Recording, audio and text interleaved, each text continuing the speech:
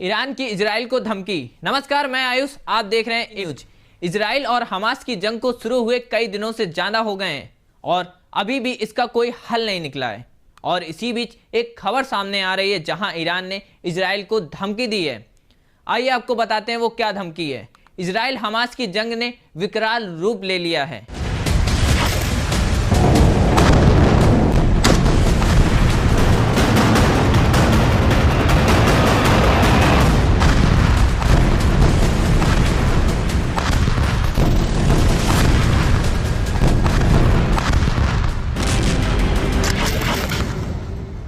Israeli सेना ने Gaza में ग्राउंड अटैक करने की पूरी तैयारी कर ली है, जिससे अरब मुस्लिम देशों में हलचल बढ़ गई है।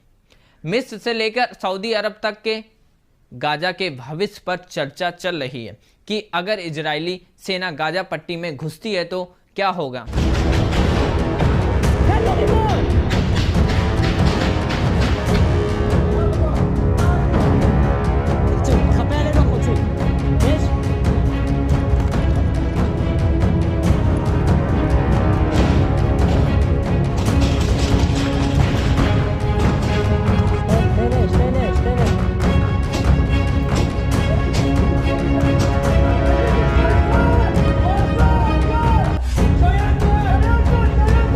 इसी बीच ईरान के विदेश मंत्री हुसैन अमीर अब्दुल्लाहिन अरब देशों के टूर पर थे, जिसके दौरान उन्होंने हमास के नेता से भी मुलाकात की और पूरी मदद करने का भरोसा भी दिलाया।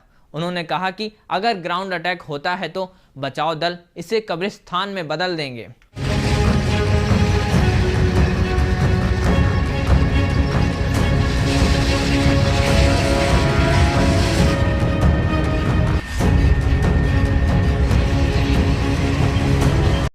अरब देशों को एकजुट करने में लगा है ईरान। इजराइल की सेना में गाजा पट्टी को उत्तर से घेरा हुआ है। उनकी दलील ये है कि टनल में हमास के लड़ाके छिपे हैं और इसलिए उन्हें ग्राउंड अटैक की ज़रूरत है। एक रिपोर्ट के मुताबिक ये फाइटिंग व्हीकल के साथ वे गाजा पट्टी में घुसने की तैयारी में है, जो एक टैंक की तरह होता है, लेकिन इसमें भारी मशीन गन लगे होते हैं जो एंटी टैंक मिसाइल तक को खत्म कर सकते हैं।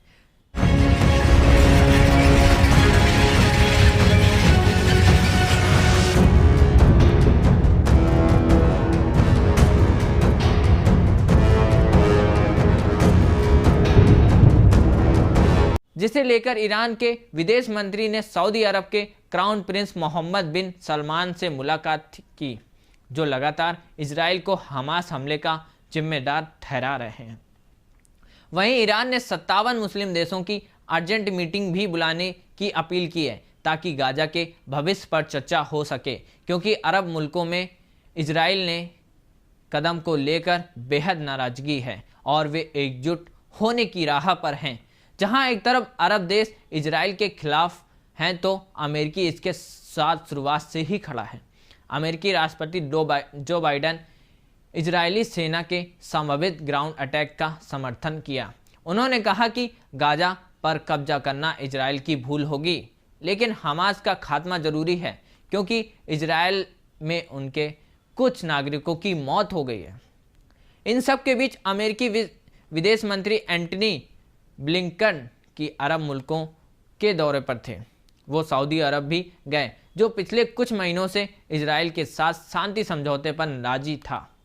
इसके अलावा रविवार को इजराइल के समर्थक मिस्र के अरब देशों का एक सम्मेलन बुलाया, जहां पर फिलिस्तीन और गाजा संकट पर बात होगी।